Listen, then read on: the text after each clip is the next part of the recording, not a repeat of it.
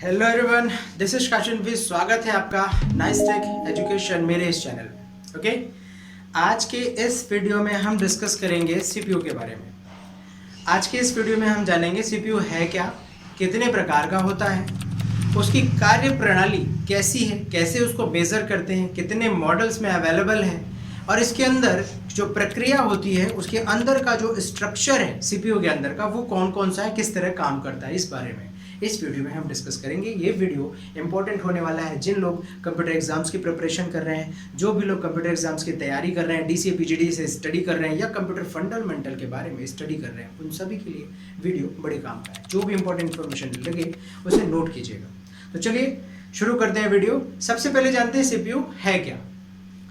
तो सीपीयू का full form होता है सेंट्रल प्रोसेसिंग यूनिट। बहुत सारे लोग जानते होंगे। सीपीयू चिप जनरली एक छोटी सी चिप होती है, जबकि सीपीयू लोग जो नहीं जानते वो इसको सीपीयू समझते हैं। जो आपको बड़ा सा एक बॉक्स दिखाई दे रहा, दिस इज द सीपीयू। मतलब जो पूरा डब्बा है नीचे रखा होता है उसको आप लोग सीपीयू कह देते हैं। जनरली वो सीपीयू एग्जैक्टली वो सीपीयू है नहीं। सीपीयू इस चिप को कहते हैं। ये जो छोटा सा आपको चिप दिखाई दे रहा, इस चिप को हम सीपीयू कहते हैं। सीपीयू एक छोटी सी चिप है और ये आपके काम को पूरा करती है। जो भी इंस्ट्रक्शन आप बाहर से कीबोर्ड और माउस के माध्यम से देते हैं उसे ये प्रोसेस करता है और जवाब आपको देता है। और इस सीपीयू को लगाते हैं जिस डिब्बे में, उस डिब्बे को भी जनरली सीपीयू कह देते हैं नॉर्मल लैंग्वेज में। लेकिन अगर कोई आपको पढ़ा लिखा इंसान या कंप्यूटर टेक्नोलॉजी जानने वाला इंसान आपको कहे कि वो सीपीयू नहीं है, तो डेफिनेटली वो सीपीयू नहीं है। सीपीयू छोटी सी चिप है जिसकी वजह से हम उस डब्बे को सीपीयू कह देते हैं। अब आगे आते हैं एग्जैक्टली सीपीयू की डेफिनेशन जो किताब में और इंटरनेट पे आपको मिलेगी। सीपीयू कंप्यूटर का मस्तिष्क होता है। इसका काम है तार्किक गणनाएं करना, कैलकुलेशन करना, आपके द्वारा दिए गए इंस्ट्रक्शंस का जवाब देना, मेमोरी मैनेज करना और क्षण भर के लिए या थोड़े समय के लिए डेटा को स्टोर करना। ये सारा काम सीपीयू का होता है। अब ये सीपीयू जितना पावरफुल होगा आपका कंप्यूटर उतना ज़्यादा पावरफुल होगा, आप उतने बड़े बड़े सॉफ्टवेयर अपने कंप्यूटर में चला पाएंगे। तो सीपीयू की डेफिनेशन हो गई। अब आते हैं इसके कार्य में।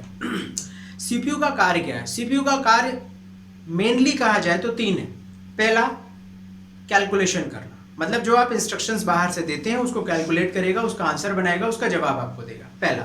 दूसरा, मेमोरी का मैनेजमेंट करना, मतलब किस प्रोग्राम को कितनी मेमोरी चाहिए है उसका पूरा मैनेजमेंट करना, क्षण भर के लिए डेटा स्टोर करना, इधर से उधर ट्रांसफर करना, ये छोटे मोटे काम प्रोसेसर करता है। तीसरा, कंट्रोल यूनिट इसमें होती है जो कंप्यूटर से जुड़े सभी हार्डवेयर, सभी डिवाइसेस को कंट्रोल करता है। यानी कि माउस को कंट्रोल करना है, कीबोर्ड को कंट्रोल करना है, जैसे कि प्रिंटर से जानकारी का आदान प्रदान करना, scanner, printer, monitor, touch screen, thumb screen, इस तरह के जितने भी वेब कैमरा, इस तरह के जितने भी डिवाइसेस आप कंप्यूटर में जोड़ेंगे उन सभी को कंट्रोल करेगा कौन? सीपीयू। तो सीपीयू का जो मेनली 3 काम हो जाएगा। पहला, मेमोरी मैनेजमेंट करना, दूसरा, कंट्रोल करना सारे डिवाइसेस को, और तीसरा, कैलकुलेशन करना। ये सीपीयू के काम हो गए, ये कार्य हो गया। अब अगले पॉइंट पे आते हैं। सीपीयू को मेजर आप कैसे करेंगे, कैसे कैलकुलेट करता है? तो सीपीयू को मेजर किया जाता है उसकी फ्रीक्वेंसी में, और वो फ्रीक्वेंसी हर्ट्ज में नापी जाती है।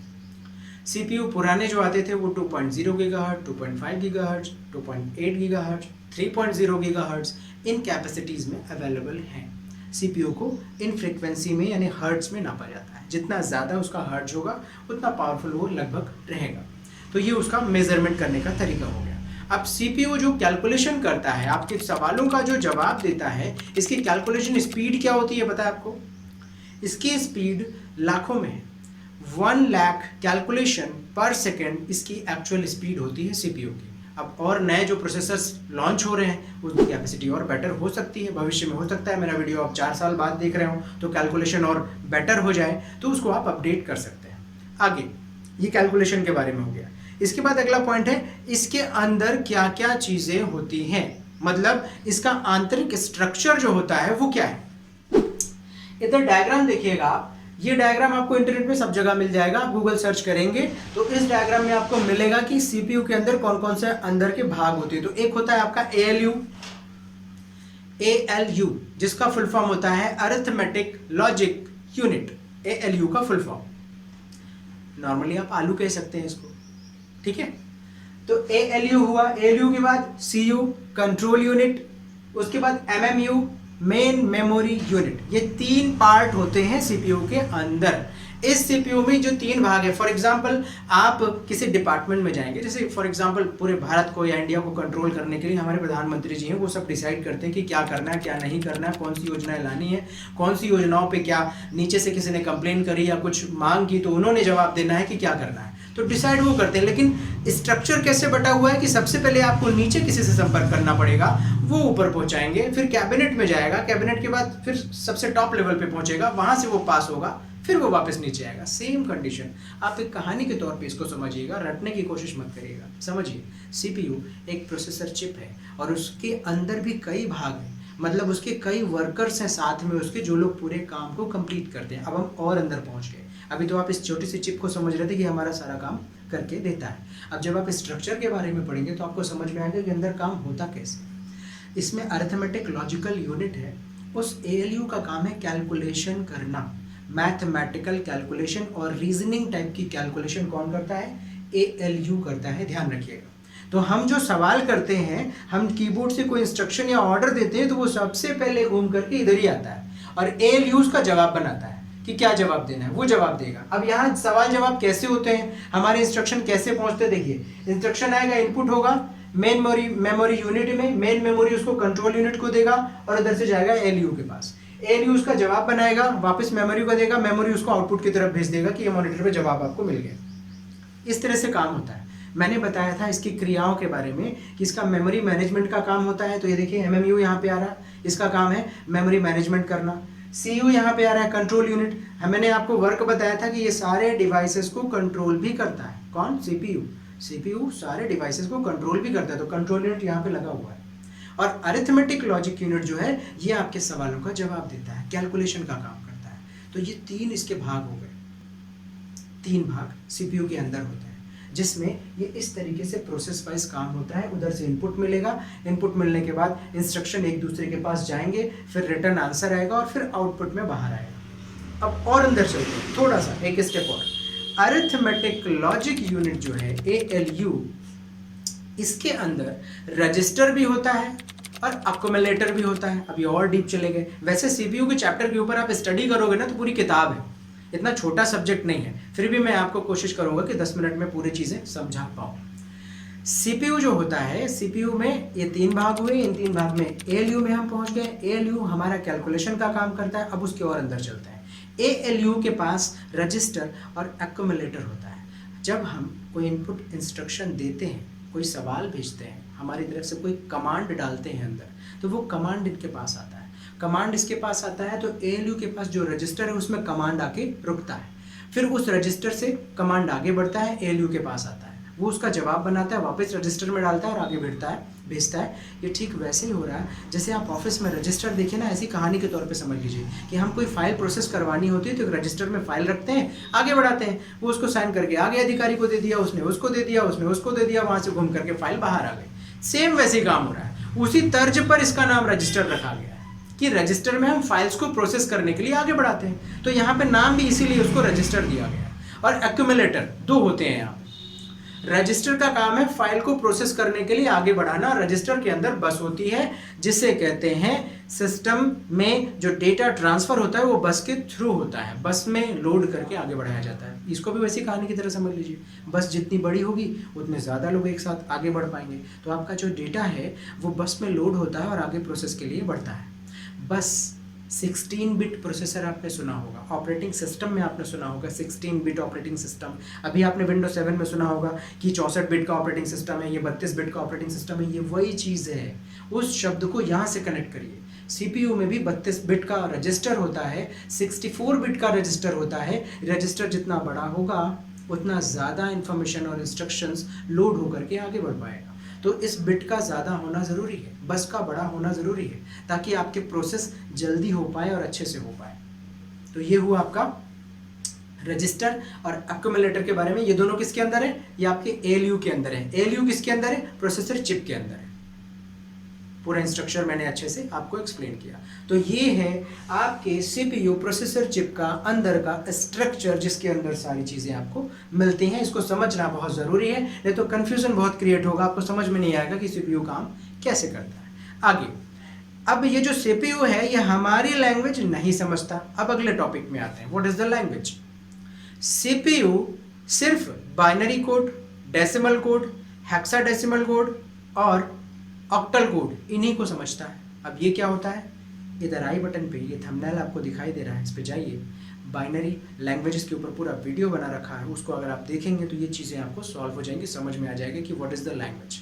तो इसकी जो लैंग्वेज है ये कोड के रूप में होती है, प्रोसेसर हमारी लैंग्वेज नहीं समझता। इसीलिए आपने सुना होगा कि हम लोग लैंग्वेज सीखने जाते हैं, प्रोग्रामिंग सीखने जाते हैं, कोडिंग सीखने जाते हैं। बहुत सुना होगा आपने आजकल टीवी पे कि मुझे कोडिंग सीखना है। तो कोडिंग क्या होता है, सॉफ्टवेयर बनाने का काम कोडिंग में होता है।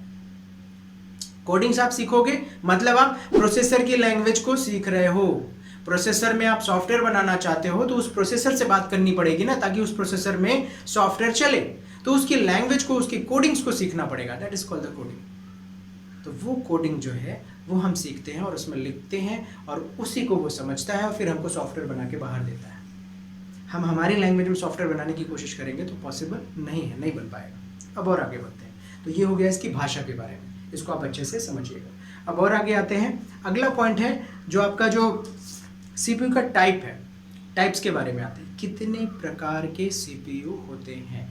तो जनरली प्रकार में हम लोग नॉर्मल लैंग्वेज में या मार्केट में जो देखते हैं उसी हिसाब से बता देते हैं कि i3 होता है, i5 होता है, i7 होता है, जबकि असल में ये प्रकार नहीं है। This is the models. ये आपके प्रोसेसर चिप के अलग अलग मॉडल्स हैं, अलग अलग मॉडल्स में अवेलेबल है हमारे पास प्रोसेसर। हम इन मॉडल के प्रोसेसर को यूज़ कर सकते हैं, परचेज कर सकते हैं। असल में प्रकार कुछ और है। इधर देखिए, ये जो आपको दिखाई दे रहा है प्रोसेसर का प्रकार, सिंगल प्रोसेसर सबसे पुराना प्रोसेसर जब आपका P3 प्रोसेसर था, उसके बाद P4 प्रोसेसर आया, ये सिंगल कोर सिस्टम था। उसके बाद डुअल कोर प्रोसेसर सिस्टम आया। डुअल कोर सिस्टम आज भी बहुत सारी जगहों में डुअल कोर सिस्टम यूज किए जा रहे हैं। तो डुअल कोर प्रोसेसर आया, डुअल कोर के बाद आया क्वाड कोर जिसमें कि 4 कोर होते थे। फिर 6 कोर वाला आया जिसको हेक्सा कोर प्रोसेसर सिस्टम कहते हैं। फिर आया 8 कोर वाला जिसको ऑक्टल कोर सिस्टम कहते हैं, ऑक्टा कोर प्रोसेसर सिस्टम कहते हैं। फिर उसके बाद डेका कोर आया जिसमें 10 कोर होते हैं। अब समझिए कोर से क्या मतलब है।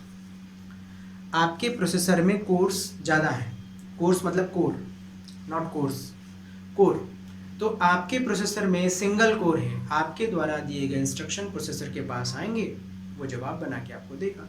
अगर उसमें डबल कोर लगा है, इट मीन्स अगर आप इसको इमेजिन करना चाहें तो ये समझ लीजिए उसमें छोटी छोटी 2 आईसी लगी है। इमेजिन ऐसा कर लीजिए, क्योंकि उतना डीप लेवल पे आप इलेक्ट्रॉनिक्स नहीं पढ़ रहे हैं अभी। इलेक्ट्रॉनिक्स पढ़ेंगे तो कोर समझ में आएगा होता क्या है। आप इमेजिन कीजिए कि उसमें 2 चिप आईसी लग गई, उस प्रोसेसर आईसी के अंदर 2 लग गई तो डबल कोर हो गया, उसमें 4 छोटे छोटे आईसीज लग गए तो वो 4 कोर हो गया। अब वो चारों लोग आपके द्वारा दिए गए इंस्ट्रक्शंस को सॉल्व करेंगे। 8 कोर लग गया तो 8 कोर उसको सॉल्व करेंगे। तो समझिए सिंगल कोर जल्दी सॉल्व करेगा या 8 कोर वाला जल्दी सॉल्व करेगा? ऑब्वियसली 8 कोर वाला प्रोसेसर जल्दी सॉल्व करेगा उस आपके द्वारा दिए गए इंस्ट्रक्शंस को। तो इस तरह से ज़्यादा कोर वाले प्रोसेसर आपके सिस्टम की स्पीड को बूस्ट करते हैं। आप अपने सिस्टम में हैवी वर्क्स कर सकते हैं। हैवी वर्क्स कहने से मतलब ये है कि आप अपने कंप्यूटर में फोटोशॉप का एक्सट्रीम वर्जन यूज़ कर रहे हैं, आप वीडियो एडिटिंग का काम कर रहे हैं, आप साउंड एडिटिंग का काम कर रहे हैं, आप ग्राफिक्स में काम कर रहे हैं, तो इसके सॉफ्टवेयर बहुत बड़े बड़े होते हैं। यहाँ पे अगर आप काम करेंगे तो सिस्टम लैग करने लगेगा, हैंग करेगा, रुकेगा, थोड़ा स्लो चलेगा। और इसी के विपरीत आप MS ऑफिस चलाएंगे, इंटरनेट चलाएंगे, कोई लेटर टाइप करेंगे तो बहुत आसानी से चलेगा।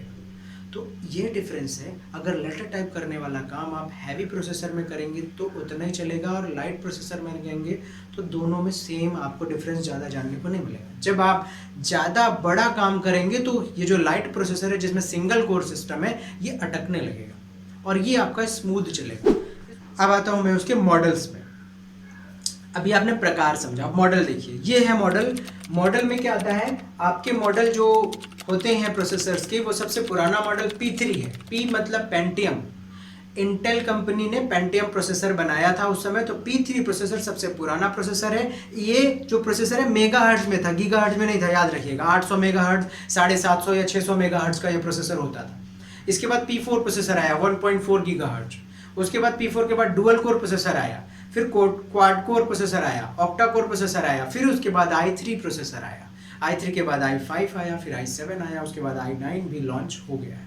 ये प्रोसेसर के मॉडल्स हैं। इनमें से आप चूज करेंगे कि कौन सा प्रोसेसर यूज किया जाए। तो आपको देखना है कि मेरे को किस तरह का काम करना है। अगर आपको स्टूडियो वर्क करना है, अगर आपको ग्राफिक डिज़ाइनिंग में काम करना है, अगर आपको वीडियो एडिटिंग में काम करना है, तो आपको हैवी प्रोसेसर चाहिए, मतलब i7 या i5, तब काम में आपका बढ़िया चलेगा। अगर आपको सिर्फ ऑफिशियल काम करना है तो i3 प्रोसेसर भी पर्याप्त है, आराम से आपको अच्छी परफॉर्मेंस मिलेगी, दोनों में कोई अंतर देखने को नहीं मिलेगा। तो ये आपके प्रोसेसर के मॉडल्स हो गए। अब आते हैं, एक और चीज़ छूट गई इसमें कि प्रोसेसर बनाने वाली कंपनी के बारे में भी जान लीजिए। तो पूरे वर्ल्ड में सबसे पहली कंपनी जो है प्रोसेसर बनाने वाली वो है इंटेल। टीवी पे ऐड आपने देखा होगा, पेपर या मैगजीन में भी आपको देखने को मिलेगा, इंटेल का लोगो मिलता है आपको, उसमें आपको पता चलेगा कि ये कंपनी बनाती है। और दूसरी कंपनी जो बाद में आई मार्केट में, दैट इज AMD। दो ही कंपनी पूरे विश्व में है जो प्रोसेसर बनाती है, first is Intel and second is AMD। दो कंपनी ये प्रोसेसर बना करके हमारे सिस्टम्स में लगाती है। अभी आपको इंटेल में आप Core i3, Core i5, Core i7 के नाम से जानते हैं, इसी को AMD ने क्या नाम दिया है? AMD ने नाम दिया है Ryzen 3, Ryzen 5, Ryzen 7, Ryzen 9। ये लेटेस्ट अपडेट आपको मैं बता रहा हूँ, इससे भी आप उसको डिफ्रेंशिएट कर सकते हैं कि यही नाम उसमें दूसरा है, बस, और ज़्यादा अंतर नहीं।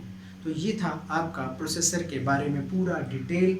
नेक्स्ट चैप्टर में हम CPU के कैबिनेट के अंदर प्रोसेसर कहाँ लगता है, कौन कौन से अंदर के स्ट्रक्चर, अंदर के जो पूरे स्ट्रक्चर है उस बारे में भी डिस्कस करेंगे डिटेल में। तो वो सारी चीज़ें नेक्स्ट वीडियो में मैं आपको फिर दिखाऊंगा। तो वीडियो अगर अच्छा लगा हो तो प्लीज़ लाइक कीजिएगा, दोस्तों के साथ शेयर कीजिएगा जिनके लिए वीडियो काम का हो सकता है।